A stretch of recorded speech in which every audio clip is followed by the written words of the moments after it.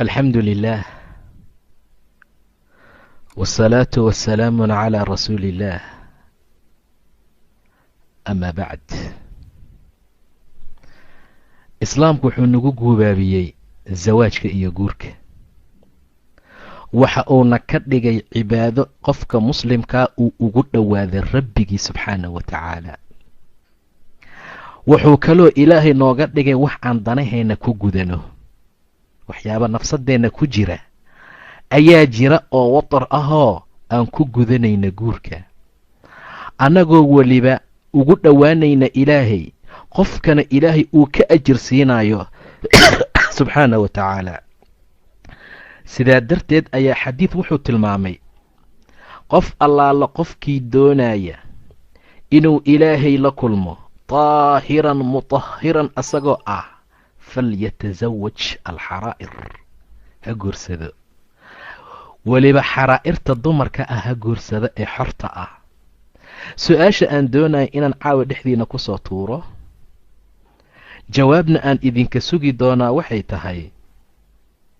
waa tee gabadha uu guursanayo wiilka muslimka ah gabadha la rabo in xuquuqaadka ay ka soo baxdo ee wiilka muslimkaa la doonaya inuu guursado waa tee ghaayada zawaajka iyo guurka ayuha alikhwa ma aha in la helo ama la soo saaro jiil hagaajin kara wax karinta tacaamka sharaabka alaabta waxyaabaha adduunka loo baahan yahay laakiin ghaayada guurku wuxuu yahay in la soo saaro oo la helo jiil taxqiijinaya oo dhabnimo ugu soconaya risaalada nebiga sala allahu calayhi wasalam oo ay kaalmaynayaan hooyo iyo aabe tarbiyo wanaagsan ay ku kaalmaynayaan fikirkiisa ay ka dhigayaan fikir saliim ah qalbi shariif ah suluug aad iyo aad u qiimo badan sidaa darteed ghaayada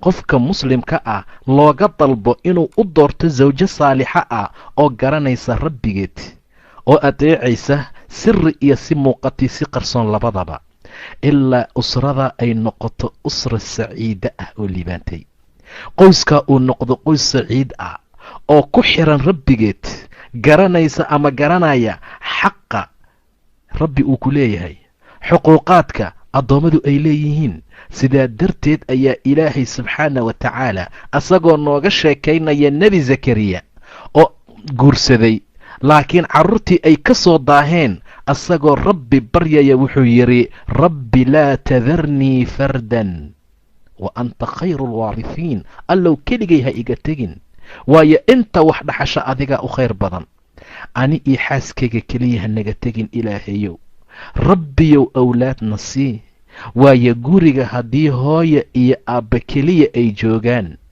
ciyaalna ay ka maqan yihiin weli raaxadii sidii loogu talagalay ma jirto ayadoo taa uu ka duulayo ayuu zakariya rabbi baryey oo yidhi rabbi laa tadarnii fardan wa anta khayru alwaarihiin inta wax dhaxasha adaa u khayr badan kollay owlaadaad isiisa adaa la noqonaya owlaadda aan dhala adigaa iskale oo qaadanaya adigaa isiiye adaana la noqonaya ilaahayow ilaah muxuu yidhi faistajabnaa lahu waanu ka ajiibnay wawahabnaa lahu yaxyaa wiil yaxye la dhacan siinay wa aslaxnaa lahu zawjah sawjadiisiina waan u wanaajinay sawjadiisii waa loo wanaajiyey see loogu wanaajiyey waxaa loogu wanaajiyey xuquuqaadkii ninkeedii ku lahaa ayaa la garansiiyey wayna ka soo baxday jaarka ayaynan ku qaylin jirin carab dheeri iyo cod dheer ma lahayn wa aslaxnaa lahu zawja gabdhaha maanta gadaal baan ka arki doonaaye ninka intuusan hadlin bay hadlaysaa subxaanaka yaa ilaahay dumarka marka la dooranayo oo la ikhtaaranayo oo la leeyahay sawjo saalixad ah ha la doorto wax sahlan ma aha waxyaabaha rabbi noo tilmaamaya wax sahlan ma aha saa darteed buu ilaah yidhi wa aslaxnaa lahu zawja maxay sameeyeen innahum kaanuu yusaaricuuna fi lkhayraat yaa iska dhalay hooye aabbawan wanaagsan yaa iska dhalay hooye iyo aabbe ilaah subxaanah wa tacaala ku xiran yaa yaxye iska dhalay hooya iyo aabbi xuquuqaadka midkoodka kala bixiyey. hadday naagtu xadgudubto odaygu waxay leedahay raalli ahow waan qaldamaye. haddii asagu qaldamo raalli ahow walaal waan qaldamaye. waa sida guryaha lagu nool yahay. waa sida allah ugu talagalay subxaana wa tacaala. naama anagaad nagu hadal celinaysaa, naa doofaariya ma anagaasaana dhahaysaa, war waxyahow subxaanaka yaa rabbi. ma aha waxyaabaha ilaahay subxaana wa tacaala uu ugu talagalay usrada. goormee noogu dambaysay gabar raaligelinaysa ninkeeda?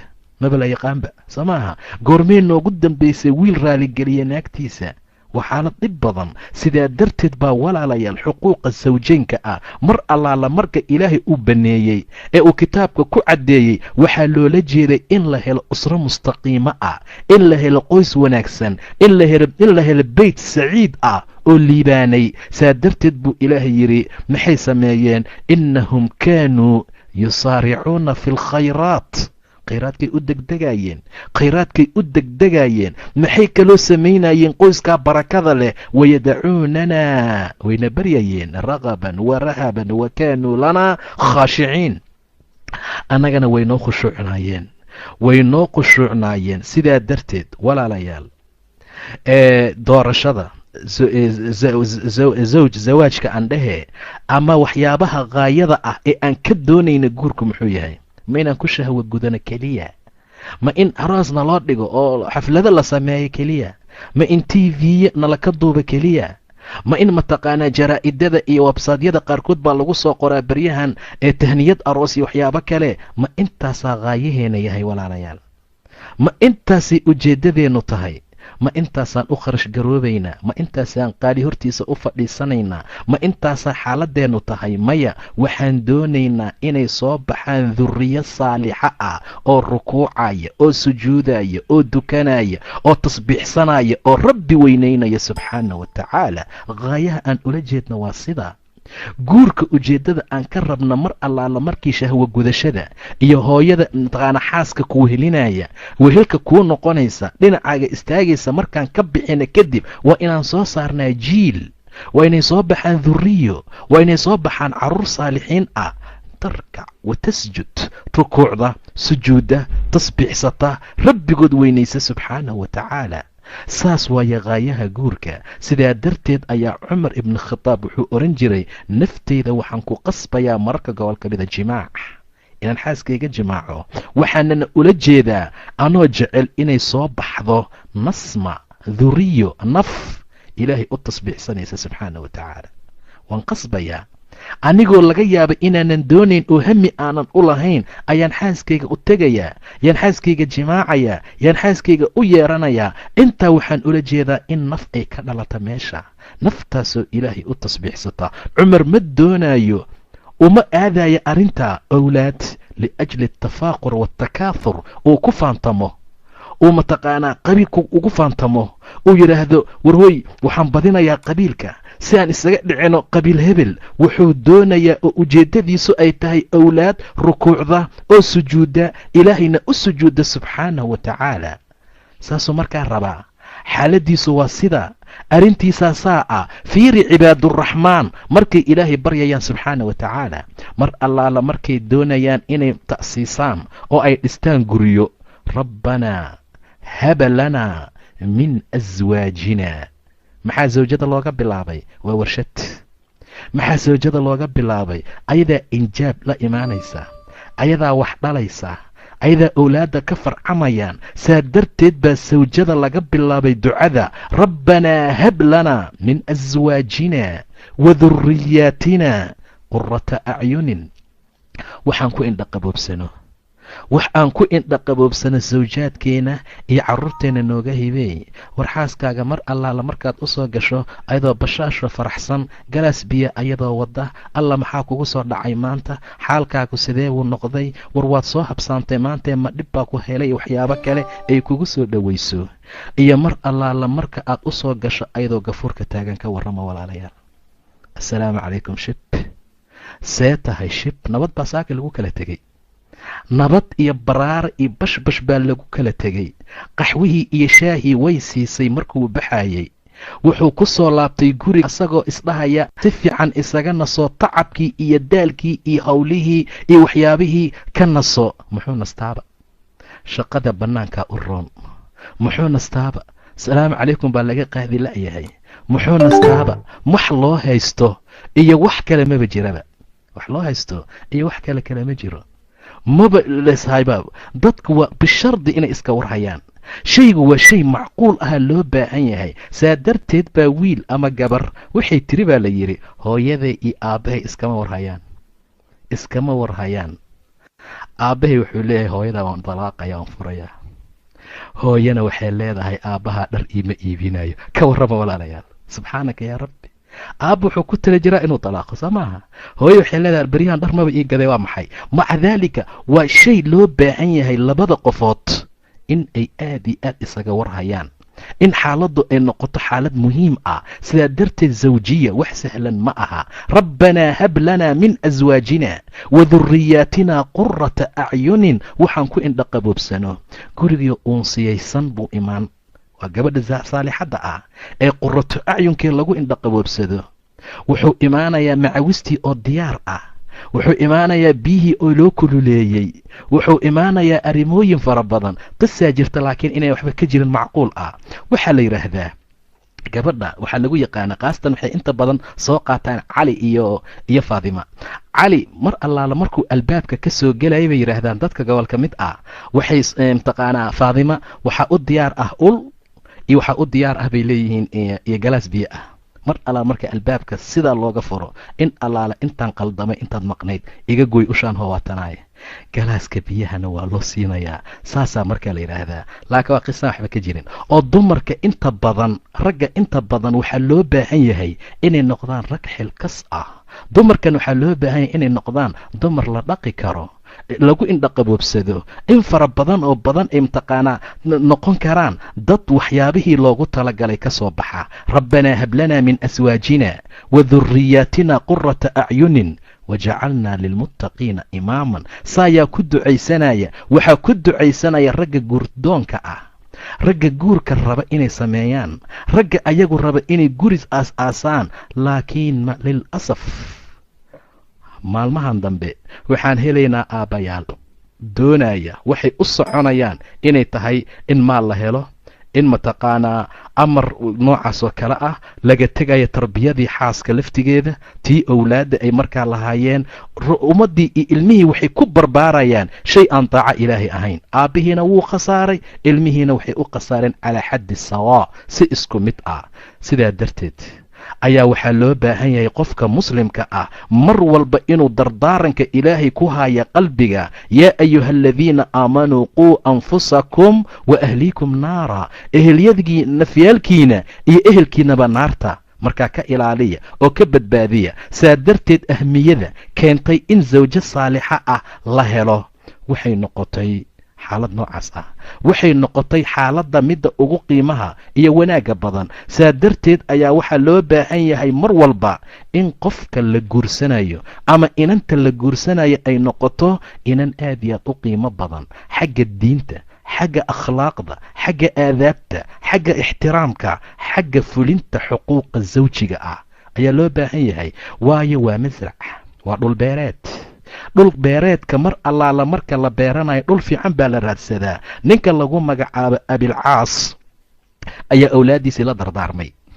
wuxuu kula dardaarmay uu yidhi war nudfadiina ama ninka mataqaanaa wuxuu yidhi ninka naakixa ah ee guursanaya, carruurtaydiyey dhegaysta, ninka naakixa ee guursanaya waa muqtaris, waa ziraac, waa nin beer raba inuu beerto. ee qof walba iyo shaqsi walba oo idinka mid ah ha iska fiiriyo meesha uu abuurkiisa ku ridanayo, meesha abuurka uu ku ridanayo. waayo gabadha waa zarci sida ilaahay tilmaamay subxaana wa tacaala. nisaa'ukum xarthun lakum, waa beero oo kale buu yidhi ilah subxaana wa tacaala. nisaa'ukum xarthun lakum waa beero fa'tuu xarthakum ana shi'tum saa darteed buu ilaahay ku tilmaamay inanta inay beer tahay. war haddaan beer jirin waa la baaba'ayaa, war haddaan beer jirin waa la baahanayaa, war haddaan beer jirin waa la qaajoonayaa, war haddaan beer jirin waxba ma jira meesha. waxa adduunkao dhan fiiri, waxa ugu qiimaha badan ee ugu wanaagsan maxay tahay? waa beeraha. sidaa darteed ayaa duwalka gobolka mid ah ayagoo dhulkooda waxba aan ka bixin oo waxba aan ku samaynin iyay beeraha ku dadaalayaan, zaraaca lagu dadaalayaa. ilaan waxa ugu qiimaha badan waa waxa ilaahay dhulka ka soo bixiya subxaana wa tacaala. maca daalikaba xaaskii waxaa lagu tilmaamay inay beer tahay. beertu maxay tahay? maxay u noqotay beer? waxay u noqotay, waxay soo saaraysaa injaab, dadka ayay kaafinaysaa, guriga oo dhan ayadaa iftiiminaysaa. fiiri guryaha iskaabulaha iyo guryaha sawjka ah ee xaasaska ah. wiilka iskaabulaha ma aragteen? iskaabula waa ninkaan naagta lahayn. caawo dhan buu saa u meeraysanayaa, caawo dhan buu saa magaalada ugu meeraysanayaa. albaabka markuu saa usoo furo tafash uu taagaya isagoo dhanba. sariirtii waa isku dardarsan tahay, galaaskii uu shaaha ku cabay geeskaasuu yaalaa, waa wasaq weli. iisheg maxaan dhahaa, asagoo dhan si kale surwaalkii halkaasuu ku tuuran yahay.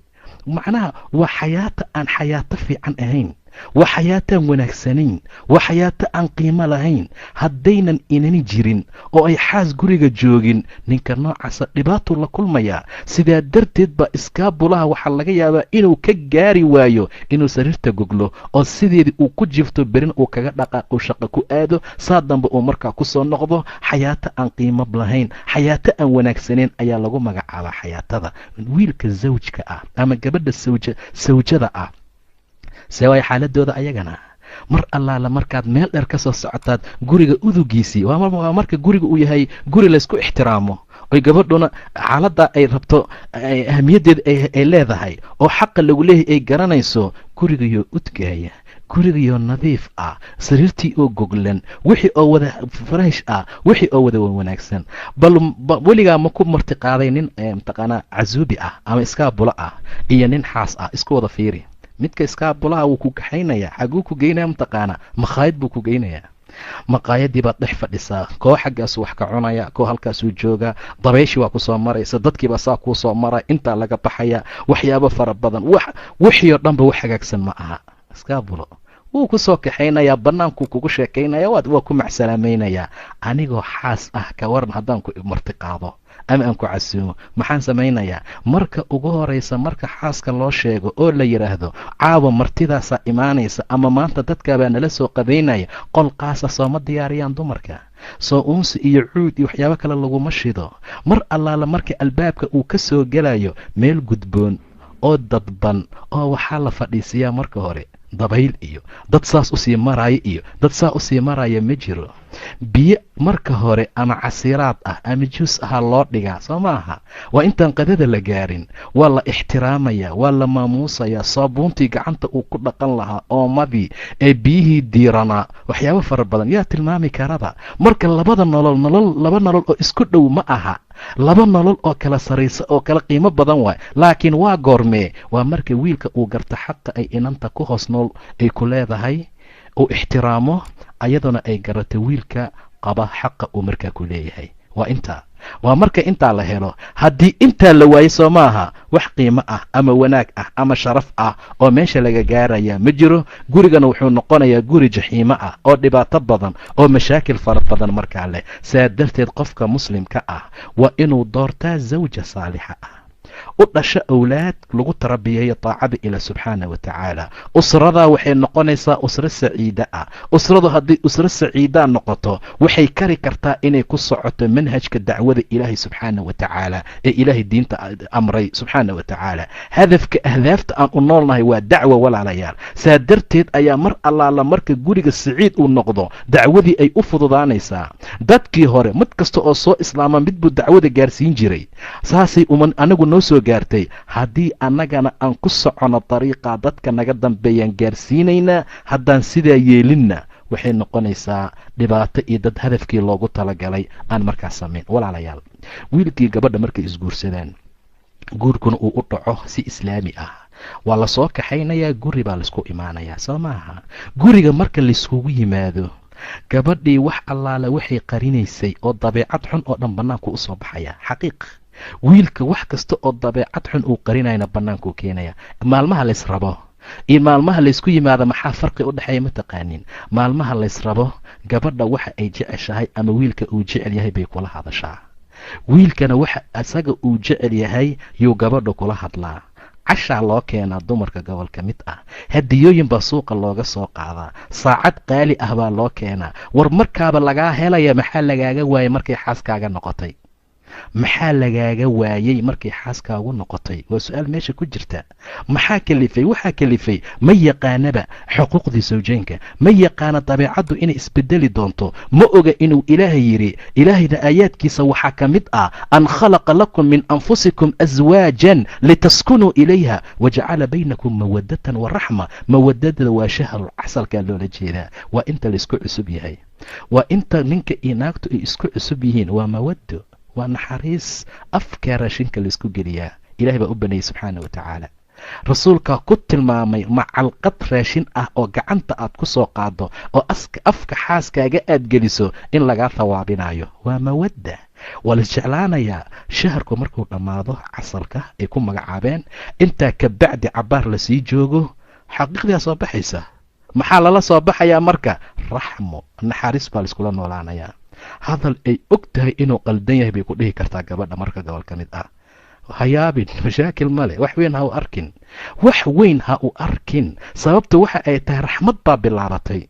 waxaa laga yaabaa mararka gobol ka mid a hadal ay ku dhahday inaad ka xanaaqdo, laakiin marka laysla socday oo weli meherka uusan dhicin, walaal ii dulqaado, war wax allaala waxaad idhahdo dul baan uleeyahay buu leeyahay. wax allaala waxaad idhahda saan baan ahay. haddaad i amarta inaan cirka iyo dhulka isku keeno, isku keenaya. haddaad saan yeesho waan waxaynaya. haddii gabdhihii sidaasaa lagu soo xerogeliyey. war sidii kusoo xerogeli, dhibaato ma jirtee, sidaa kusii wad haddana dhaqankeeda, xaalkeeda sidaa ha noqdo. ilaahay baa kaa thawaabinaya, ajirna ku siinaya subxaana wa tacaala. cumar ibni khitaab nin baa u yimid oo naagtiisa raba inuu ka dacwoodo. albaabka markuu saasoo arkay, ilan guryaheenoo kale fillooyinka iyo meelahan gabtaa ma ahayn, kor waa layska arki jiray mararka gobol ka mid ah. cumar radiallahu canhu meeshaasuu fadhiyaa baa la yidhi. baafaa hortiisa yaala, waa taqaanaa qastiga baalka dharka lagu dhaqo. qamiis buu ku dhaqanayaa radiallahu canhu. saabuuntii saas ugu rugayaa. xaaskiisa geeskaasay fadhisaa, waxay soo tuuraysaa kal agtiisa kusoo dhacaysa, waa qaadaya, meel buu iska dhigayaa. waxay soo tuuraysaa kii mooyga sheeg toonta iyo lagu tumi jiray, waa ku ag dhacaysaa, meeshaasuu dhigayaa. wax kastuu samaynayaa. arrintaas ayuu ku jiraa radiallahu tacaala canhu. dharkiisii asagaa mayranaya, asagaa mataqaanaa samaynaya. dhibkaasaa lagu sii haayaa. ilan waa dumar. kama aha xumaan, kama aha nacayb, kama aha waxyaabo kale, laakiin waa dabci. waa arrin ilaahay ku dabiciyey subxaana wa tacaala. ninkii intaa markuu arkayba waa iska laabtay, jawaab buu helay. jawaabtii uu raadinaya xaqiiq ahaan iyo baratical buu arkay, wuu iska noqday. cumar radiallahu canhu wuxuu yidhi ninkaa ii soo celiya, wallaahi adoonan sheegin ujeeddada aad lahayd inaadan dhaqaaqayn. naagtaan rabi buu yidhi inaan kaaga dacwoodo, dhib ba igu haysaa. adaan ku arkay amiiruulmu'miniin oo sidaa ah. war doqon ha noqonina buu yidhi, waxaan waa dumar, waa jeex, waa nus, waa naaqisaatulcaqli. dhibaato fara badan baa ku furan. xaydka wax ka dhib badan ma laha. wallaahi dumarka gobol ka mid ah madaxay ku socdaan markuu xaydka u yimaado. wax ay samaynayaan iyo wax kale ma kala yaqaanaan. raashin uma dhadhamo, wax ma u fiicnaado, wax xaalkoodu ma aha, sootaa uma dulqaataan. raashinkii ciyaalkii dhalmadoodii iyo waxoodii oo kale waa dhib. annaga shahwaadkeenii ayaga ayay mataqaanaa dul saaran tahay, waa kulayl kale. intaasay naga hayaan oo dab oo naaray ku jiraane, makal ay nagu soo tuureen iyo war nacas yahow naga tag iyo ay ku dheheen maa wax weyn ka dhigaysaa. nacas hadday ku dhahdo way ku ammaantay xaaskaaga, hadday waxyaabo kale kugu sheegto way ku ammaantay. waa taqdiir ay ku qadarinayso. ha u arkin dhibaato kale, wax kale ha u arkin. waayo waxbaa ku furan gabadha, mashiin baa u daaran, dhibaato fara badan baa ku sugan, waxyaabo badan baa dusheeda ah. sidaa darteed ayaa wiilka iyo gabadha markay guryaha isku yimaadaan waxaa loo baahan yahay inuu digtoonaado, ayaduna ay digtoonaato. waxaa loo baahan yahay gabadha saalixadda ah ee la doortay, ee wax allaala wixii dumar ah ee adduunkaa maraayay aad ka calfatay oo aad tiri tan waa mid allay lehe aan ilmahaygana ku aamini lahaa, reerkaygana aan ku aamini lahaa, nafteedana aan ku aamini lahaa. adigana aad tiri allay lehe ninka aan nin iiga dambaynin waa ninka noocaana. asagaaba laga yaabaaba 2 iyo 3 inuu ilaahay u baneeyey iyo 4. adigii wax laguu baneeyo kale ma jiro. adigaa kasii adag oo mataqaanaa ciriiri uga sii jiraa oo laga yaaba inaad dhahdo alla waa midkii aan lahaa, waa midka aad ka dooratay. saa darteed labadaas markay saasoo kale guriga isugu yimaadaan waxaa loo baahan yahay oo lagu soo baxayaa xuquuq azawjayn. xuquuqaa bilaabanaya, mid kasta kan kale xaq buu ku yeelanayaa. sidaa darteed ayaa waxaan u gelaynaa xuquuqdii sawjaynka, ninka iyo naagta isku lahaayeen. waxaanu ku hormaraynaa xaqa hooyada lagu leeyahay, waxaan ku hormaraynaa xaqa gabadha muslimadda lagu leeyahay. shalay waxaad ahayd foodley soo maaha, ama waxay yidhaahdaan dumarka ii sheeg dhoocil, ama waxay dhahaan wax noocaas oo kale ah yaad ahayd. xataa adigoo da-yar haddii lagu soo guursado waad ka baxday. foodle ma tihid, dhoocil ma tihid, waxaad noqotay gabar mas-uul ah, waxaad noqotay gabar nin maamulaysa. war ragga ma ujeedin, nin kasta oo fiican naag fiican baa ka dambaysa. wallaahi nin kastoo isxarakaynaya oo bannaanka ku jeesjeesaya oo sarwaaladaa labisan oo kabaha quruxda badan xiran oo saas u soconaya magaalada yaa ka dambeeya mataqaanaa? gabar saalixad aha ka dambaysa, gabar wanaagsan baa ka dambaysa. war ragga gobol ka mid a qamiiska ku wasaqooba mana is oga. war ragga gobol ka mid ah kabaha kale noocay qaataan mana is oga.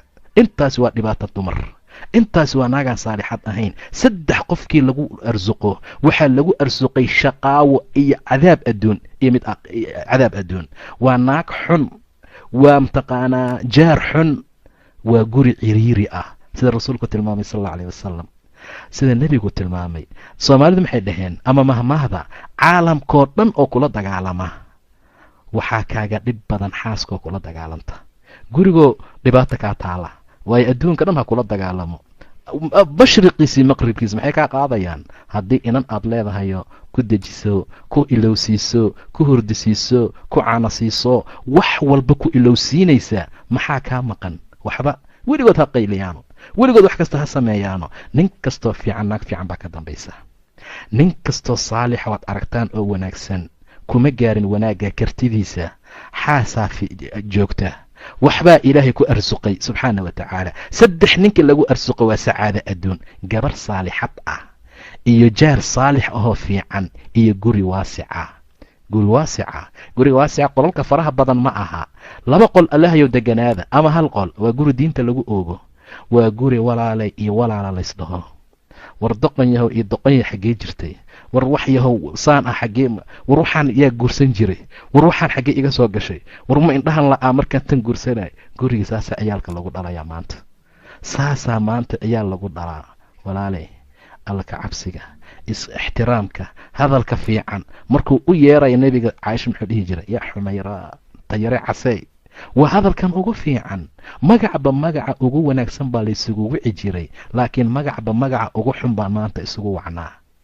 magacba magaca ugu xun baa maanta laysugu wacaa. farta iskagala hadlaa ninka inaagtiisa maanta gobol ka mid a. suulka yaa la iskala hadlayaa. markuu u wacayana suulku u wacayaa ama ciyaalku u dirayaa. waayo wuu iskala weyn yahayba gabadhii. ayadii waxay leedahay ma isagoo saana anisaan ii geli kara? way iskala weyn tahay. haye adna isla weynow. soo baaba meeshii ma aha. war aaway xuquuqaadkii? war aaway gurigii saalixa noqon lahaa? war aaway gurigii wanaagsanaan lahaa? war aaway gurigii cizada iyo waxaan lahaa? aaway hooyadaa buu leeyahay. hooyadaa aaway aabbaha ma baxay? xaaladda noocaas ah subxaanaka yaa ilaahay. war sidaa ma aha walaalayaal. war guri waxaa loogu talagalay laysku ixtiraamo, laysku qadariyo. war gabdhaha gobolka mid ah waxaa la rabaa inay dhararaan imaashaha ninka. saacadday saas u eegta mar walba, inay saacadda saa u fiirisa mar walba. alla maxaa ku dhacay? alla si xaaladu tahay? alla maxaa soo qabsaday? ihtimaam qalbigeeda inuu ku weynaado. qalbiga ninkaaga qalbigaaga inuu ku weynaado. waayo markii qaswatu uxud ay dhacday, xamlata inay taan filaya gabar saxaabiyad ah yaa walaalkeed iyo mataqaanaa waxa lagu dilay waa Muscab ibn Umayr xaaskiisa. waxaa lagu dilay dhowr qofood dagaalkii. markaasaa loo yimid oo la yidhi adeerkaa waa la dilay. innaa lilaahi wa innaa ilayhi raajicuun bay tiri. markaasaa la yidhi aabbaha waa la dilay innaa lilaahi wa innaa ilayhi raajicuun. markaasaa la yidhi walaalkaa waa la dilay innaa lilaahi wa innaa ilayhi raajicuun. ninkaagiina waa la dilay qaalat innaa lilaahi wa innaa ilayhi raajicuun wasaaxat markaasay qaylisay ay barooratay. rasuulku meel dheer buu uga jeeday sal alla alayh wasalam. wuxuu yidhi ina azawja la zawjaha, ninka naagtiisa la bimakaan buu uga yaalaa, boos buu uga yaalaa buu dhahay nabiga sala allahu calayhi wasalam. aaway xaasaskeena boos ma uga naalnaa? qalbigooda qayb ma ku leenahay? ma degannahay? waa maya. haddaan cashayni haddaan cashayn waa isugu mid, way seexan. haddaan maqnaani haddaan soo daahno waa isugu mide, furaha qaada mataqaanaa taala meel. xaaladahaasoo dhan ayaa markaa jira. saa darteed ayaa ilaahay subxaanahu watacaala ragga iyo dumarka mid kasta ka kale wuxuu uga dhigay libaas. hunna libaasun lakum wa antum libaasun lahunna. idinku labis baad u tihiin, ayaguna labis bay markaa idin yihiin. labis ayaad u tihiin, iyaguna labis bay idin yihiin. maanta labis layskuma aha xaqiiqda marka la fiiriyo. guryaha burburka, dhibaatada, nacalada, qaylada, mashaakilka, buuqa, dagaalka, sawaxanka, isnacalada, isharaantiga, isqaylada, ishabaarka yaala haddaad aragto waa la tacajubayaa. dadkaanaba dad islaama maba dhehaysidba, guurkaanaba guur islaam ku salaysan maba dhehaysidba. mashaakilka meesha jira adkeynta iyo weynaantu markaa leeyahay. saa darteed walaaleel isqadariya. gabadha muslimadda ah mar allaala markay aqalka soo gasho waa mas-uul. waxay mas-uul ka tahay nin rag ah. nin rag ayay mas-uul ka tahay. ma og tihiin raggu inay xasili waayeen oo aad idinka xasiliseen? ma og tihiin aadan markii la abuuray inuu dooqay, uu wareeray oo wax xasiliyey wax dejiye la waayey, ilaa waxaa dejiyey qof haween ah. war dumaroo meel fiican baad joogtaan, war dumaroo hool weyn baad noo haysaane ha nagu soo jeesanina. in badanna noo dulqaata, in badanna dhaqanka noo hagaajiya, in badanna waxyaabaha aad ku tabanaysaan iyo waxyaabaha kale si wanaagsan oo diiniya ugu kala baxa. saasuu ilaahay amraya subxaana wa tacaala. aadan waa la khalqay. markii la khalqay kadib uu xasili waayey yuu ilaahay xaawuu abuuray subxaana wa tacaala. yaa aadam uskun anta wa zawjuka aljanna. xasika baa la yidhi adii zawjadaadaba jannada gala. wamin aayaatihi an khalaqa lakum min anfusikum aswaajan eesh litaskunuu ilayha. ma nin baa xasili karaa? wallahusan kombyuutar xafiis kaga shaqayn lahayn haddayna naag jiri lahayn. wallahusan gaari uu ku wadi lahayn qad sariica ama hayweyga ilaa inay naag jirta maahane. wallahusan wax kasta isku khasi lahaa haddaysan dumar markaa jirin. haddaysan dumar jirin lee waa waxa keliya ku xasili karo, waa waxa keliya dejin karaa, waa waxa keliya hagaajin karaa. saa darteed dumarka aad guursanaysaan dumar xilkas ah oo wanaagsan ka dhiga. taasuu ilaa kheyr iyo wanaag ku geenaya subxaana wa tacaala. xataa wuxuu ka hadlay rasuulka ridaaca, dumarka axmaqiinta ah yaynan idiin nuujinin hablihii ee ciyaalkiina. waayo waxbaa ka dhalanaya, wuxuu ku barbaarayaa oo cunuga uu ku caqliyooba uu ku koraa. waa radaaca, waa nugmada. sidaa darteed ayaa dumarka mar walba loo fiirsadaa. gabadha haddii kalaab laga soo guursaday, maanta maxaa laisku guursadaa? waxaa laisku guursadaa markii video lasoo duubo meel aroos ah oo waddan kale la geeyo, gabar ka dhex cayaaraysa, ka dhex boodboodaysa, videogu ninkii arkayaa taa u calaamadaysanaya, ciddeedii buu raadinayaa. saasaa markaa guur ku dhacaa. haye gabar noocaas oo saas lagu guursaday, ilaah baan idinku dhaariyay, maxay noqon kartaa? ilaahan kugu dhaariyay saas wax ma u kicin kartaa? iska taa qiyaam inaad u kicisa iyo witri aad la tukatee. caaisha maxiri nebiga dadab buu ayaan anigana hortiisa mutacarid baan ku ahaa. mar allaala markuu leelka dhammeeyo witriga u dhiman yahay wuxuu i dhihi jiray quumi yaa caaisha, caaishay kac fa witiri ila witri. haye tu oo cajal ay ku boodboodaysayo inta muusig loo daaray wiil ay kula ciyaaraysay ayaad calmatay oo calafkaagii noqday, calafkaaga meel xunu galay. saa darteed ayaa waxaa intaad soo waday ma laga yaaba saas wax inaad u kiciso. weliba xadiis buu nebigu ku tilmaamay, ilaahay ha u naxariisto nin walba oo kacay oo 2 rakacadood tukaday, xaaskiisii kiciyey, hadday diidana biyo qabow intuu gacanta ku soo qaaday wejiga uga rusheeyey. ayadana alxamdulilah ilaahu khayr ku sii tiri ee kacday, weysaysatay, 2 rakacadood tukatay. sidoo kale allah u naxariista gabar kacday 2 rakacadood tukatay, sawjkeedii walaal istaag oo kac oo tuko, waa waqti xasaasiya tiri. markuu hurdada isku dhejiyey aragtayna intay sacabka biyo ku soo qaaday shab wejiga uga siisay. ilaahay khayr allah ku siiya gabadhii u duceeyey ee kacay ee 2 rakacadood tukaday. ninkana daakiriinta lagu daraa, gabadhana daakiraadka lagu daraa. ma laga yaaba in salaad la isku kiciyo, in iska daa in biyo wejiga laysaga shubee.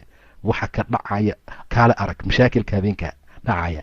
haddii laga yaabo ka ugu fiican markuu kiciyo dhaho istaag ee salaada subax tuko ee naga daa ay tiraahdo ka ugu fiican waxaa laga yaabaa inuu masaajidka aado, ka kalena inuu iska agseexdaaba dhici kartaba. xaalkaas waa macnaha.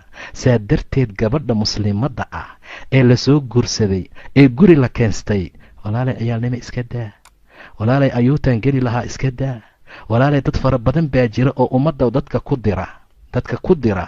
waxaa dhici karta gabadh inaan dahab loo iibinin oo wiilku yidhaahdo walaa wax mahay gadaal aan kaaga iibina oo raali ku noqoto. war dumar fitno badan oo guryaha inay dumiyaan uun adduunka u joogaa jira.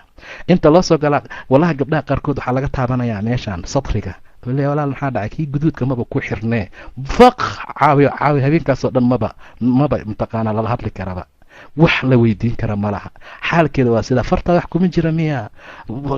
jijin laguma iibin miya? kan laguma samayn miya? way jiraan kuwa noocaasa. hadday idiin yimaadaan jijinta iyo dahabkaba maba jecelin dhaha, ta aakhiran sugaynaa. xaalku waa sidaa. gabar caaqil waa inay noqoto, gabadha waa inay maskax yeelato. war waxaa la yidhahdaa shaytaan gurigaagu kaa saaraa, kiisana kuma geeya. wallaahi dumarka saa dhahaya wallaahi san nin lahayn, wax ixtiraamo oo qadariyaysan lahayn, wallaahi wax ka dambeeyaysan lahayn. waxay rabtaa inay aqalkaaga dumiso. adaa guri leh, adaa sharaf leh, adaa qiimo leh, adaa rag leh, adaa lagaa mas-uul yahay, adaa nin gadaashiisa ka soo kacaya. markaasay isaga kaa dhigaysaaba mid ugu sarrayso ugu qiimo badan. markay kaa tagta wallahi meelay ku hooyata ma laha. laba dahab bay haysataa iyo laba faraati iyo hal maxaa la yidhahdaa ka gacanta la geliyo bushaleeti iyo waxyaaba la mid ah. xaaladda noocaas ah ayay dumarka gobol ka mida ka shaqeeyaan. marka walaalay adiga markaad guriga imaanayso waxaad u imaadaa ilaahay dartii subxaana wa tacaala. waan soo tilmaanay hadda sababta lagu ikhtiyaartay waxay tahay inaad soo saarta wiilal iyo gabdhar xijaabta oo rukuuca oo sujuuda oo ilaahay subxaana wa tacaala dartii wax u sameeya. xaaladda noocaasaa lagu keenay. laguma keenin inaad ayuuto gasho, laguma keenin guriga in mataqaanaa dahab iyo waxyaabo kale aad ka sheekayso, laguma keenin arrimooyinka noocaas oo kale ah. waan arki doonaa markaan xaqa wiilka gaarno. hadduu hanti helo oo ilaahay wax siiyo inuu kuu gado waa muhiim, way fiican tahay. inuu dharka kaa bedelo, inuu mataqaanaa dahab kuu iibiyo, inuu waxyaabo kale ku siiyo. arrinta noocaas ah waa shay lagama maarmaan ah. haddii ilaahay wasic siiyo, hadduu ilaahay wax siiyo, layunfiq duu sacatin min sacatihi waman qudira calayhi risquhu falyunfiq mima aataahu allah. saasuu ilaahay tilmaamaya. layunfiq duu sacatun soor iyo beriis ma aha, waa inuu nafaqeeyo wax allaale waxa sacadiisa ka mid ah. aqalka wuu ka bedeli karaa. guri xun ayaad deganeed oo ciriiri ah, ilaahay baa hanti siiyey, waa inuu kaa bedelaa. ma aha dhibaatadii shalay aad ku jirto inaad ku jirto. lagu kadeedi maayo, lagu cadaadin maayo. adigaba shalay waad sabarto, wax la-aan baad ugu sabartay. maanta waa in waxi uu helay uu wax kaa siiyo, waa inuu ciriirigii kaa bixiyaa. gaari hadduu kari karo waa inuu kuu iibiyaa, dahab hadduu kari karo waa inuu kuu iibiyaa. wa amaa binicmati rabbika faxadid. ragga gobol ka mida ayaa waxaasoo dhan waxay u arkaan waxyaabo aan waajibba korkeeda ku ahayn. waxay maqleen bes waxaan adduunka waa laga saahidaa, adduunka saanaa laga dhigaa. markaasaa gabadhii baatigii loo iibiyey habeenkii arooska iyo bacweynihii habeenkii mataqaanaa la mehrinayey loo gaday weli wadataa, ay weli sidataa, oo weli mataqaanaa aan ka baabi'in oo ka baaba'ay oo dusheeda saa ku ah. maca daalika khaad buu cunayaa, maca daalika sigaar buu cabaya, maca daalika qabiil buu wax ku bixinaya, maca daalika wuxuu bixinaya waxyaabo fara badan oo aan diinta islaamka wax ku ahayn. sidaa darteed ayaa ilaahay subxaanahu wa tacaala ragga wuxuu ugu talagalay nimcada ilaahay siiyey inay xusaan, wuxuu ugu talagalay nimcada ilaahay siiyey inay dumarkooda ka waxeeyaan, inay ka ixtiraamaan, inay ka ziineeyaan, inay mataqaanaa ciriiriga uga bixiyaan. xaaladda noocaas waa shay muhiim ah oo ilaahay ugu talagalay subxaana wa tacaala. maxaa ku filan qofka dembi inuu dayaco dadka xaqa quudkooda korkiisa xaq uu markaa ku yahay. haddaba saa darteed gabadhaan weli la hadlayaa guriga la keenay. sababta aan aad ula hadlayo xuquuqaadkaan usii gudbi la-ahay waxay tahay waxaan doonayaa in gabadhu ay ogaato, waxaan doonayaa inay gabadhu ogaato in guriga loo keenay oo guriga loo keensayba wax aad iyo aad u muhiim ah oo qadarin iyo mudnaan ah. waayo ninkan wuu baxayaa, ninkan wuu maqnaanayaa, ilmihiisii baa lagugu aaminayaa, hantidiisaa lagugu aaminayaa, asagoo dhan baa isaga kaa aaminay. xaaladda noocaas marka waa inaad ogaataa ilaahay idinkii insha allahu tacaala. gabadha marka muslimadda markay arrintaa ogaato, xaqa ugu horeeya ee ugu weyn ee maanta laisku mari la-e maxay tahay? waa wujuubu taaca. in taaco ay waajib ku tahay inay ogaato, ninkaas inay ateecdo. wax allaala waxaan macaasi ilaahay ahayn, wax allaala waxaan macaasi ilaahay ahayn waa lagu ateecayaa. maanta waa midda laysaga hor imaanayo. ayaduna waxay doonaysaa inay aroos aado, asagana ilmaha uu celiyo. sooma dadkeena yurub jooga asagana wuxuu doonayaa inuu shaqadii ka yimaado oo xaaskiisa uu la istimtaaco, xaaskiisa iyo ciyaalkiisa uu dhex joogo. taasuu markaa jecel yahay. waxaan maqlay sida 8 ama 10 loo baxo yaa laga imaanayaa salaada subax marka la aadaamayo. maskiinka maantao dhan buu shaqaynayey, markuu maantao dhan shaqaynayey caaboo dhan ciyaal buu kuu haayey, berita haddana wuu kalahayaa, berita haddana wuxuu aadayaa shaqadii. aabay ujeeddadii laguu soo guursaday? ma inaad soo boodbooddo caawo dhanoo gabar iyo wiil isguursanayo aad ka soo dhex shaqayso? maxaad ka helaysaa? war maxaa ajirka aad ka helayso? war muxuu yahay waxa ilaahay subxaana wa tacaala uu kaa siinayo? war maxay tahay waxa adiga aad u soo sheegayso laga bilaabo 10 habeennimo ilaa iyo 6 subaxnimo marka la gaaro, oo meesha aad jirto, oo meesha aad joogto, oo adoo tafash ah, adoon socon karin, adoon far dhaqaajin karin, adoon ciyaalkaaga qabsan karin, adoon ciyaalkaaga caano siin karin aad imaanayso? ma xaq lidinku leeyahaya? ma xuquuqaadkaa saas noqday? ma ilaahay subxaana wa tacaala ba arrintaa idinkala dardaarmay? waa maya. war haddaad aroos aadaysaan laydinma diidana, oo dhaqso tagoo dhaqso ka soo laabta. war arooska intaa la joogayo muxuu xaalkiisu yahay? arrinta noocaasa ka waantooba, ilaahayna ka cabsada. dumarka islaamka ahow, xaqa laydinku leeyahayna sidaa ma aha. saa darteed waa in lays ateecaa, khaasatan ninka waa in la ateecaa. alrijaalun qawaamuuna cala annisaa, ragga dumarka ayagaa qawaam u ah, ayagaa saytareeya.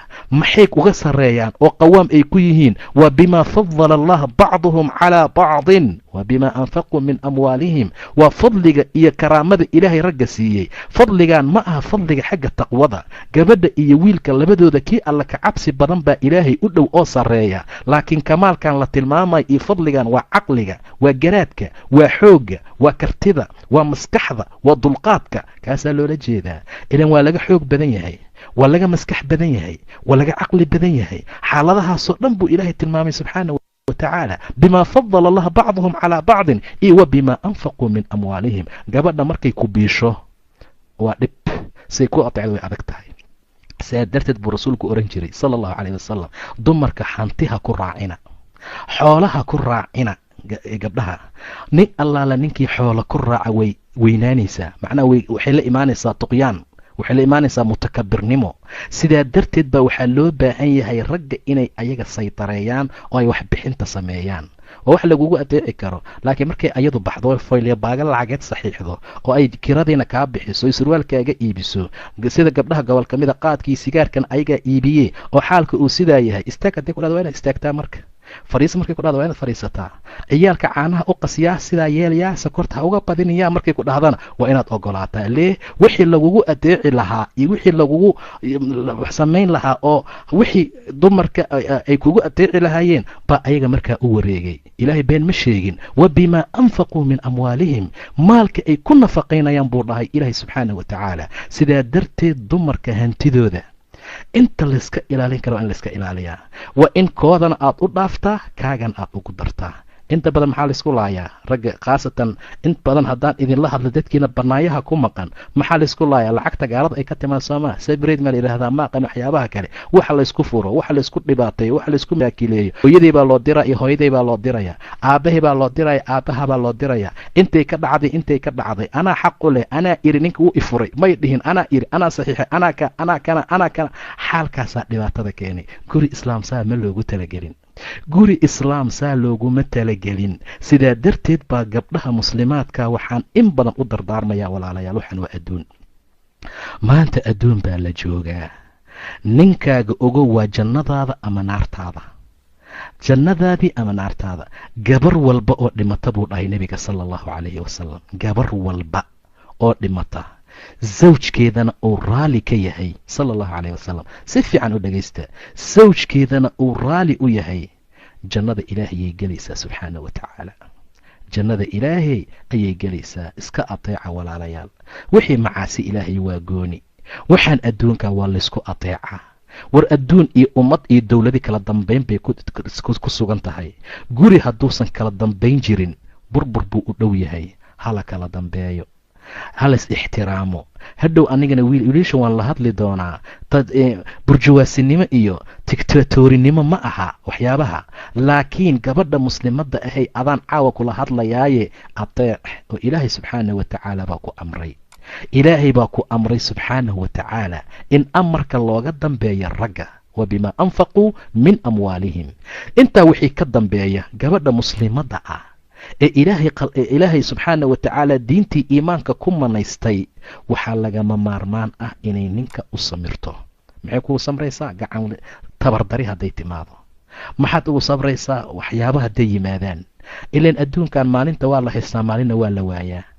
maalinta la helo haddii ninkaagii noqdo, maalinta la waayana aad talaaq codsato, ayada laftigeeda dhibaatadeeday leedahay.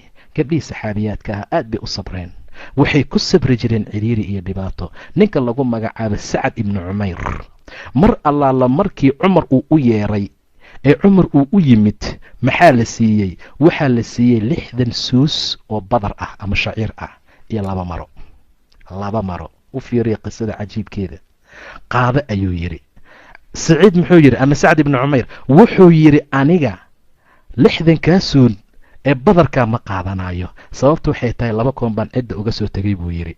2daa koonbu cimri aan ku cunno ilaahay hana siiyo, inta aan sii cunaynana ilaahayna nama mooga subxaanahu watacaala. laakiin 2daan maro waan kaa qaadaa. 2daan maro cumar waan kaa qaadayaa. xaaskeygaan u geynaa buu yidhi. fulaana waa xaaskiisa. maradii qabtaa ku caddaaday, maradii ay qabtaa ku go'go'day, maradii ay qabtaa waxay ku bedelata ay la'dahay. cumaro waan kaa qaadayaa, 2dan maro xaaskan u geyna. ama soortan soo maaha iyo badarkan aniga ma rabi buu yidhi. ilahay baana deeqaya subxaanahu watacaala. way u sabraysaa, way joogtaa, way mtaqaanaa degan tahay. xaaladda waa sidaa. dhibaatadaa waxay og tahay adduunka si kastoo loo dhibaatoodo, daarta aakhiro tilka daaru alaakhirati najcaluhaa liladiina laa yuriiduuna culuwan fi اlardi walaa fasaadan waalcaaqibatu lilmuttaqiin. daarta aakhira waxaan u samaynay buu yidhi ilaahay, liladiina laa yuriiduuna culuwan, dadka culwi iyo isqaadqaad iyo iskorkoryeel iyo aan markaa doonaynin, fasaadna aan markaa rabin. caaqibadana dadka muttaqiinta markaa iska leh. walaalay, taqwada haddaad ku dadaasho ciribtasan adaa iska leh. xariirtii jannaaduu ilaahay kugu qurxinaya subxaana watacaala. dahabkii jannaad buu ilaahay kugu qurxinaya. ha iloobin, qalbigaaga geli, rabbigaa ku xirnoow, ilaahay subxaana watacaala ka baq. kan adduunka haddaad heshay haddaadan helinba ha u aabayeelin. maalintaad heshana xiro, maalintaad weysana ka dhaqaaq. waxaad uga dhaqaaqaysaa wax kale oo aad u qiimo badan baa markaa kaa horeeya. marka sidaa darteed gabadha muslimadda ahay samir. 2 xaas buu nebi ismaaciil guursaday oo midba mid aabbihii ka furay. mar allaala markii aabba yimid ee la yidhi naa maxaad cuntaan, waxay ku jawaabtay oo ay tiri waxaan ku noolnahay dhib iyo rafaad iyo mashaakil. alla baahi, alla anagaa go'nay, ma anagaaba noolba dhimanay. qayle meeshii ka baxday. odayga wuu la yaabay. waa ibraahim, waa saaxiibkii ilaahi subxaana watacaala. wuxuu yidhi ninkaaga hadduu yimaado salaan iga gaarsii. guriga albaabka alwaaxa ku dheganna ha fujiyo mid kale ha ku bedelo. wuu yimid. oday baa ii yimid bay tiri, gar weyn lahoo saa ii saas u yaala. muxuu ku yidhi? sidaa buu i yidhi. maxaa tiri? saabaan ugu jawaabay. muxuu kuu dardaarmay? albaabka wax ka bedel baa lagu yidhi.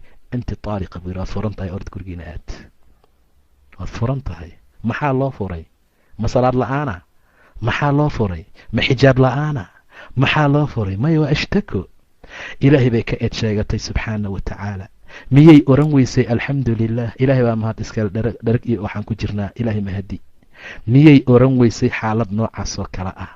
sheegasho ashtako, dhibaato, ilaahay ka eed sheegasho. wiilka subaxii buu baxayaa ismaaciil, duurkaasuu aadayaa, hilib buu u keenayaa, biyaa loo keenayaa, wixii bay cunaysaa, haddana waa ishtakoonaysaa. tukaluu guursaday. nolosha waxba iskama bedelin. wuu yimid odaygii, muxuu kuu dardaarmay? waa la weydiiyey. nimcaan ku noolnahay bay tiri. hadduu yimaado odayga iigu salaan bay tiri.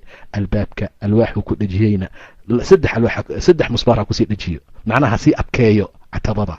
markaasaa la yidhi haye maxaa mataqaanaa xaalku yahay see xaaladdu tahay markaasay tiri odaygaasa misaasna wuu ii dardaarmay gabar wanaagsan baa taaliyada gurigaaga dhaqo marka dumarow ilaahay ka cabsada subxaana wa tacaala ashtakada dhibaato badan ayay leedahay sheegashada dhibaato fara badan bay leedahay inkastoo ragga maanta jooga rag laga sheegtay ay yihiin wuu baxay wuu maqan yahay taleefonna lagama hayo asagiina lama hayo gacanna lagama hayo dollarna lagama hayo dadnina lagama hayo wax laga hayaa ma jiro gadaal baan ka hadli doonaa haddii ilaah idmo subxaana wa tacaala laakiin idinka xaqa laydinku leeyahay ka soo baxa idinka ilaahay subxaana wa tacaala agtiisa khayr iyo wanaag ka hormarsada rasuulku wuxuu yidhi dumar waxaa u khayr badan midda marka la eega ku farax gelisaa khayru nisaa waxaa u fiican dumar midda markaad eegtana ku farax gelisaa marka aad amartana amarkaaga qaadataa marka aad maqan tahayna nafteeda iyo maalkaaga ilaalisa buu dhahay nebiga sala allahu calayhi wasalam markaad saa u fiiriso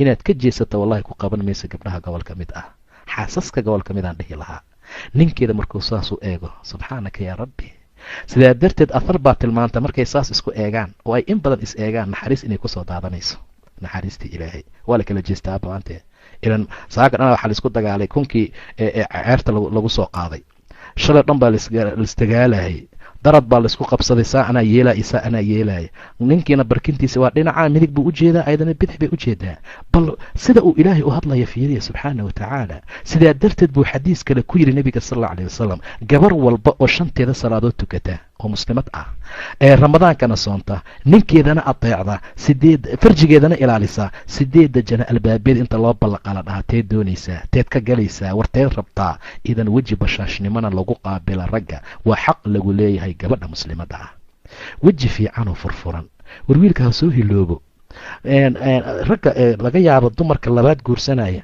waxaa kalifi karaa adiga waad ka celin kartaa jaanib kasta haddaad ka qanciso jaanib walka aad maqsuud kaga dhigto muxuu kaga baahan gabar kalaba laakiin mar allaala marka gurigaaga wasaq yahay marka xildhiga oo jiifka la gaaro aad ilmaha caano siinteeda aadaysid mar allaala marka labin asaga loo sheekay aad jikada gelaysid oo aad hilibkii waxyaaba gogoyn aad gelayso marka waxyaabaa imaanaya ukhti saa darteed walaalayaal in badan fiiriya oo aad iyo aad u dadaala in allaala inta aad dadaali kartaan kalsoonaanta weji bashaashnimada waa xaaladda ugu muhiimsan ee ilaahay subxaana wa tacaala sawjeenka uu dhex yeelo weji furfuran maxaa loo ogolaaday mataqaanin wiilka salaada cishaa'iga kadib in la seexda ayaa nabigu uu tilmaamay in la hadlaa mamnuuca ilaa dadka wacdi iyo diin isku sheegaya maahane ilaa marti kuu timid oo aad u sheekaynaysa maahane ta saddexaad mataqaaniin waa ninka naagtiisa sheekada uu u sheekeeyo iyo gabadha sheekada ay ninkeeda u sheekayto inaana kala dharkin baa la rabaa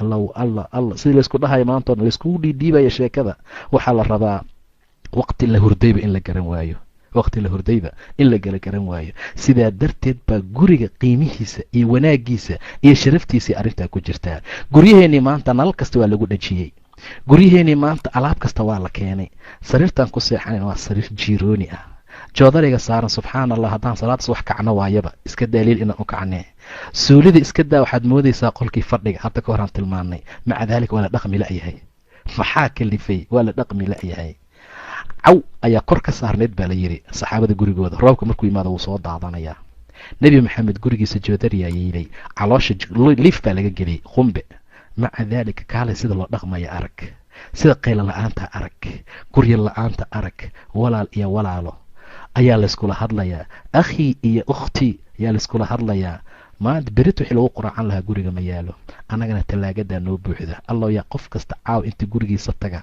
fiiriya talada waxa ku jira walaa jikin aan ka maqnayn walaa samaaki baan ka maqnayn ama kalluun walaa hilib aan ka maqnayn mise been baan sheegaynaa ilaa in yar maahane maca daalika waa la dhaqmi la'yahay maca daalika ninkii wax xariisan yahay oo gafuurkuu taagaya inantii la hadli maayo ayadii meeshaasi la xanaaqsan tahay gabadhii meeshaasay ka xanaaqsan tahay wiilkii meeshaasuu ka xanaaqsan yahay ma taqaanin sababta ma naqaano habka laysku dhaqmo waa nin kasta waa la guursadaa buu maqlay waa laisguursaday waa la guursadaa bes alla qaaligii aawi wax isku mehrin lahaa meeq waay meherkaaga waa intaa dhag waa la kala mehriyey saasaa guriga lagu yimid maca daalika lama yaqaano see la isugu dulqaataa maxaa xaqo ani laygu leeyahay ma garanayo maskiintan hoosteeda ku nool maxaa xaqa igu leedahay ma aqaano wiilkan isoo guursaday ee guriga yimid muxuu xaq igu leeyahay ma taqaana inantii muslimadda ahayd dhibka meesha ka jira waa dhib aad iyo aad u weyn dhibka meesha ka jira waa dhib aad iyo aad u adag waa dhib aad iyo aad u adag. sidaa darteed ayaa wiil kasta oo muslim ah gadaalanka arki doonaaye gabdhaha muslimaadka ah bashaashnimo la imaada, firfircooni la imaada, war daxik iyo qosol iska keena xataa hadduusan idin haynin. raggaa lagu soo jiitaa. ragga rasuulka sala allahu calayhi wasalam wuxuu ku tilmaamay mar allaala markii la tilmaamahay nin xaasim ah oo go-aan fiican leh oo go-aan sare leh, laakiin ay naagi ka adkaan karto xaaladaasaa markaa lagu tilmaamay. marka sidaa darteed taasna waa xaq kale oo gabadha muslimada lagu leeyahay. arrimaha kale waxaa ka mid a tamkiin azawj min alistimtaac, inay suuragal noqoto sawjka inuu ku istimtaaco xaaskiisa. maxaa loo guursaday? addunya mataac wa khayru lmataac almar'atu asaalixa. adduunkoo idil waa mataac buu dhahay nabiga sal alla alayh wasalam. adduunkoo dhan waa raaxo, laakiin raaxadiisa waxaa u khayr badan hal gabaro saalixadu ilaahay kaa siiya subxaana wa tacaala. walaa xoolo, walaa dahab, walaa wax kale, hal gabaroo cajiib leh. subxaanaka yaa ilaah. markay kula hadlaysa hoos eegaysa, mar allaala markaad amarta isla markii amarka qaadanaysaa. markaad aqalka usoo gasho ayadoo sujuudsan baad usoo gelaysaa, ayadoo qur-aan akhrinaysaad usoo gelaysaa, ayadoo ilmaha weylilikulli iyo tabad meelaha ay marayaan u meerinaysaad usoo gelaysaa. mar'a saalixa faasaalixaatun qaanitaatun xaafidaatun lilgaybi bima xafida allah, sida ilaahay u ammaanay subxaana wa tacaala. alla yaa taa heli kara? alla xaggay ku jirtaa? alla xaggee laga heli karaa maanta? say xaaladdu tahay? saa haddii la helo oo arrintaa ay dhacdo oo arrintaa mataqaanaa hirgasho, guriga waa lagu guulaysanayaa. sidaa darteed ayuu rasuulku yidhi sala allahu calayhi wasalam, gabar kasta oo ninkeeda u yeerta, uguna yeerta firaashka waa jiifka, oo xaaladiisu ay noqoto asagoo ka doonaya nafteeda oo ay diido, habeenkaa way baryaysaa isagoo khadbaana uu baryo, malaa'igtaa lacanadaysa ilaa ay ka waabariisato.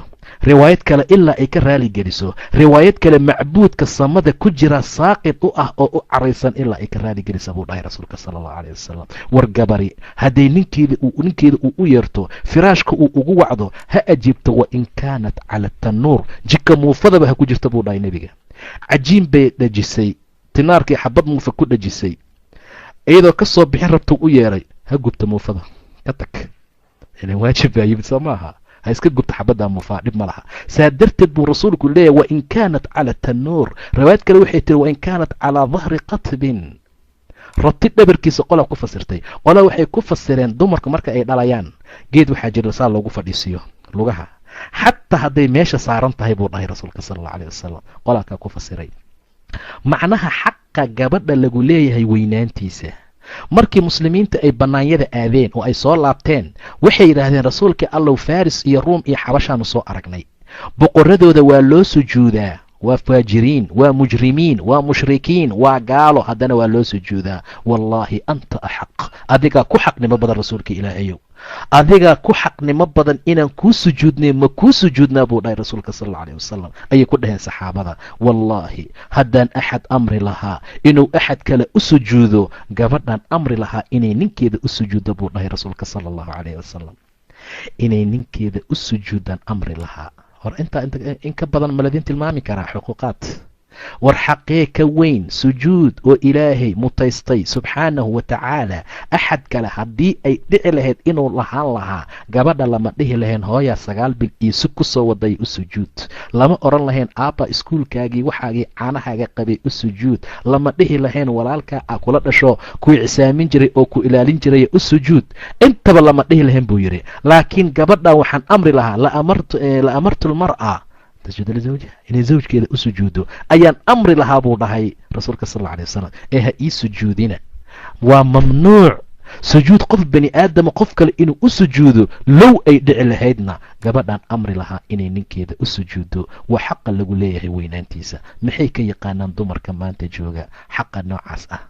maxay xaalkoodu yahay gabdhaha noocaas oo kale ah? waa maya. sidaa darteed baa waxaa loo baahan yahay ninka in la ixtiraamo, waxaa loo baahan in la qadariyo, in raganimadiisa la muujiyo, in keyrkiisa la muujiyo, inaad dadka ka sharifto odaygaaga, inuu ninka ugu sarreeya uu yahay aada ogaato, in guriga mar allaala marka uu soo galo ciyaalka aad ka aamusiso, tixsiga aad bannaanka uga saarto, qaylada iyo shanqarta aad u diido, wax walbo istiraaxa uu heli kara inaad u samayso. gabdhaha muslimaadka saa waa hawl ilaahay idin diray.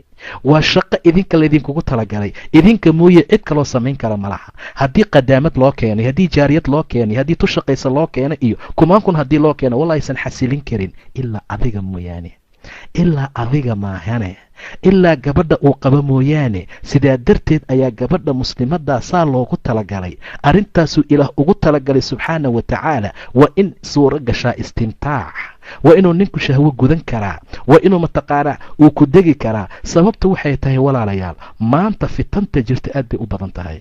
banaanka marka la baxo gabdhihiio dharla baa taagan, soo maaha? haddii dhinacan loo jeesto waa sida. waxaa run noqota shaytaanka markuu dhahayay uma la'aatiyannahum min bayni aydiihim wa min khalfihim wa can aymaanihim wa can shamaa'ilihim walaa tajidu akharahum shaakiriin. soo balan ma qaadin shaytaan, horay iyo gadaal iyo midig iyo bidix baan uga imaan doonaa. gabadha markay maanta kaa hor timaado qaawan, midig haddaad ka fiiriso saa u jeesad tu kala taagan, bidix u cararba tu kalaa taagan, ka jeesaba tu kalaa taagan. subxaanaka yaa ilaahay, meeshaasaa lagu jiraa. dhibaatadaasaa raggu ay ku dhex sugan yihiin. marka sidaa darteed waa in la helaa arrin gaabisa, arrintaa ka qancisa, arrintaa ka hortagta. yaa macshar shabaab man istataaca minkum ulbaa'a falyatazawaj buu dhahay nebiga. war ninkii baa awoodi kara ha guursado, waayo guurka indhuhu laabaa, farjigana wuu ilaaliyaa. qofka aan keri karinna ha iska soomo, farjiguu ilaalinayaa, indhahana waa laabayaa. maanta markuu gabadha mtaqaanaa xaaskiisa ah intuu salaada casir salaada subax tugtay, ilaahay subxaana wa tacaala baa u baneeyey waaladiina hum lifuruujihim xaafiduun ilaa calaa aswaajihim, sawjaadkooda mooyaane. mar allaala markii ilaahay sidii uu ugu talagalay ay wax u qabsadaan oo asaga uu shabacaan noqduu dhargo, akhlaaqdii gabadhuu ka dhargay, raashinkeedii macaantiisii buu ka dhargay, wuxuu ka dhargay hadalkeedii fiicnaa, waxa uu ka dhargay nafteedii, waa uu meeftay, salaadii casir buu tukaday, waa uu labistay, bannaankaasuu baxay. muxuu wax uga baahan yahay walaalayaal? muxuu u baahan yahay oo kale? yaa arrintaas suurageliyey? gabar muslimad ah. yaa arrintaas suurageliyey oo sameeyey? gabar fiican. saa darteed baa firaashka waxyaabaha ugu badan ee laysaga hor yimaado asagana uu markaa ka mid yahay. sidaa darteed ayaa ilaahay subxaanahu wa tacaala in badan ajir fara badan uu ka siiyaa. wa fii budci axadikum sadaqa, axadkiin galmooshadiisa uu u galmooda xaaskiisa waa sadaquu dhahay rasuulka sala allahu calayhi wasalam. nebigoo magaalada maraaya ayaa soo baxay, wuu soo galay, xaaskiisii oo dirin falkinaysuu dhaha iska dhig. markaasuu ka dangutay. markuu ka dangutay ayuu yidhi ninkiinii bannaanka baxa oo gabar arka oo ay cajab geliso oo hamigii sii kaco, xaaskiisa ha u yimaada buu dhahay rasuulka sala allahu calayhi wasalam. ha ka xaaja gudda, bidciga waa isku mid. gabadhaa waxay tahay midaan tahay, saasuu markaa leeyahay. war wiilkii dhallinyaro ah maanta oo aan guursanin ee inta bannaanka baxo dhibaatadaa la kulmo, gurigiisa waa iskaabulo, waxaa yaala hal sariir iyo buuggii ingilishka uu ka baranayay, koobkii iyo bakeerigii wax ku cabaayay, muxuu ku xaaja gutaa walaalayaal? yaa macshara shabaab man istataaca minkum ulbaa'a falyatazawaj, ha guursado, indhuhu laabaa, farjigana waa xifdiyaa. qofkaan keri karin ha sooma buu dhahay nebiga sala allahu calayhi wasalam. waa inay suura gashaa hawsha noocaas ah. arrinta noocaasa ilaahay asagoo tilmaamaya wuxuu yidhi fal'aana baashiruuhunna, haddeertaan xaasaskiina u taga buu dhahay ilaahay subxaanah wa tacaala. fal'aana baashiruuhunna wabtaquu maa kataba allaahu lakum, ka raadsada wuxuu ilahay idinka qoray owlaad ah. awlaad ka raadsada buu dhahay ilaahay subxaana wa tacaala. lama dhihin ilmihii ka raadiya keliya, maa kataba allahu lakum buu dhahay ilahay, wix ilahay kaaga qoray. hadduusan ilahay nooga qorin ka waran, maka helaynaa? waa maya. ma aha marka inaan raximka ka gubno, ma aha inaan dhakhtar jeexjeexa u geyno, ma aha inaan xaaladda samayno, ma aha inaan iswaalno, waa inaan ilaahay qaldihiisii qadarkiisa ku raali noqono subxaana wa tacaala.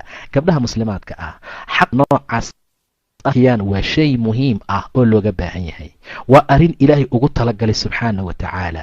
waa arrin muhiima oo xasaasi ah. waa arrin ilaahay subxaana wa tacaala uu ku xiray ilaa ay ka raali geliso inuu ilaahay lacanadayo ama ay malaa'igtu lacanadayaan, ilaa asaga uu markaa ka raali noqdo oo markaa ay ka raali geliso. haddaba xuquuqaadka gabdhaha lagu leeyahay bacdamuu aad iyo aad u fara badan yahay, anaguna weliba kii wiilasha gaarin, kii gabdhahana aan 1 iyo 2 markaa joogin, ayaa mar kasta waxaan ku dardaarmi lahaa cushro wanaagsan, dhaqan wanaagsan. war guryihii maanta waxaa laga bedelo.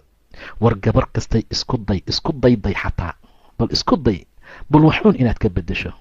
maalin walba dad baa la heshiisiiyaa, maalin walba walaalayaal maalin walba dad baa la kala dhex galaa, waa nin inaagtiisa.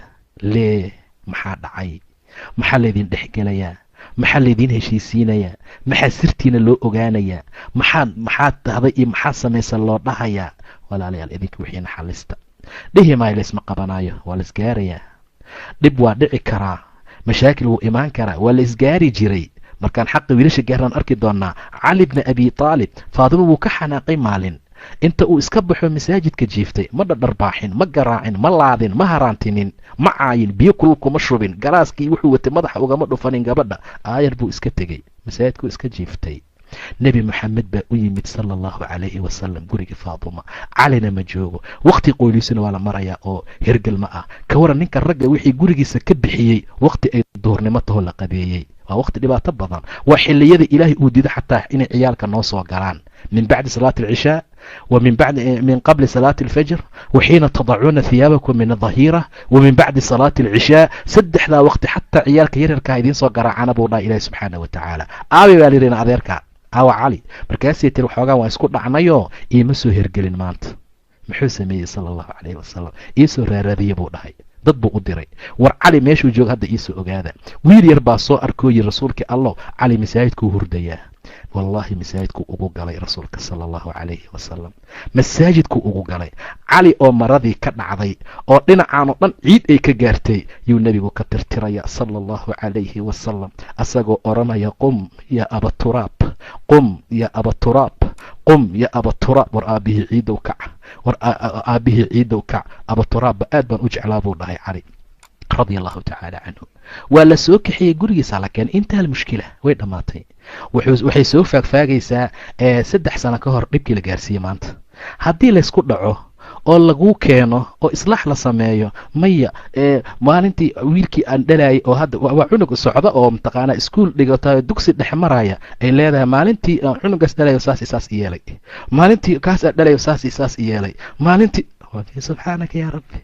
intaha almushkila way dhammaatay xaaladii. waxaa liyi rasuulka laftiisa rasuulka iyo caaisha way isku dhaceen.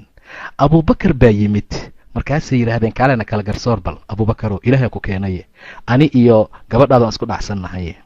rasuulka sala allahu calayhi wasalam abubakar meeshaa lasoo fadhiisiiyey oo la yidhi uu yidhi rasuulka ilaahay kaalena kala dhexdhexaadi. intaa wixii ka dambeeyey wuxuu yidhi rasuulka caaishay ma hadlaysaa mase waa hadlayaa? yaa dhahay nebi maxamed. macnaha dooda ma bilaabaysaa ma furanaysaa? aabbaa fadhiyee mase anaa furtaa? qul bay tiri walaa taqul ila alxaq. hadal bay tiri laakiin been ha sheegin. subxaanaka yaa rabbi. hadal bay tiri laakiin xaq mooye wax kale ha ku hadlin. abubakar intii luu rabayba waa soo istaagaye, caaishuu u tegaye, dharbaaxa la yaqaan buu ku dhuftay. ila waa gabadhiisiiye. ma rasuulkii allaad leedahay xaq ku hadal bay u yidhi. say ku dhacday inaad nebiga dhahdo walaa taqul ila alxaq? ma nebi maxamed baa been sheegaya? way soo carartay. ma bannaankay u baxday? maya.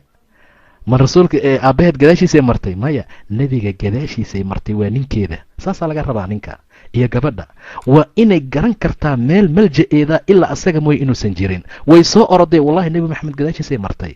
rasuulka abubakar gacantuu ka qabtay, markaasuu dha yaa abaabakar anagu saan kuuma wacanin, iska bax buu yidhi. anagaa waxayna dhammaysanayne, anaga dharbaax iyo qof la dharbaaxa iyo arrintayna ma ka weyn tahay. khalaas orod bax ukhruj bax yaa abubakar. sababta waxay tahay xaaladooda ayagaa dhammaystay. saasaa loo baahan yahay. maba dhammaadaba colkeena anaga. colka ninka iyo naagta isqaba ilaa soomaali ay tiri colna ma aha heshiisna ma aha. war haddaadan heshiis ahayn maxaad iskula joogtaan? colna ma ahan heshiisna ma ahan. sariirta unbaa heshiis lagu yahay, inta kale soo ma aha. waa col lalama hadlo, wax laiskuma darsado, wax laiskuma waxeeyo. nin iyo naagtiisaad arkaysaa warqad isku qoraaya. warqad biilka ii dhaaf sariirtaa loo saaraya soo maaha. ninka wuu imaana u akhrisanayaa, meesha uu dhigaya isagana. cunuga ayaa jiran, dhakhtar buu u baahan yahay, warqad baa lagu qorayaa, meeshaa la saaraya. wuu imaanayaa, dhakhtar hebel geey, lacagta meesha saaraya. heerkaasaa maanta la maraya. haddaanana laga bixin oo arrintaa la iska daynin mashaakilku waa sii badanaya. xaqooqaadka gabdhaha inta noo dhimanna mawduuca danbaanu ka dhamaystiran doonaa, ka gadaalna raggaanu u geli doonaa haddii ilaahay idmo subxaana wa tacaala. laakiinse ilaah xaqa waxaan ka baryayaa guryaheeni burbureene inuu ilaahay noo islaaxiyo, dumarkana ilaahay hagaajiyo, raggana ilaahay maskaxdooda soo celiyo, rag wanaagsanoo wax dhaqan kara ay noqdaan, dumarkana dumar la dhaqi karo inay noqdaan baan ilaahay ka baryaya subxaana wa tacaala. waxaan qaladnayna naftani shaytaan bay ka ahaatay, waxaan asiibnaynaa ilaahay baa ku mahadsan subxaana wa tacaala. waanu kaamili doonaa haddii ilaahay idmo fursado kale aanu markaa helno. wabilaahi towfiiq, wallahu subxaanahu wa tacaala aclam.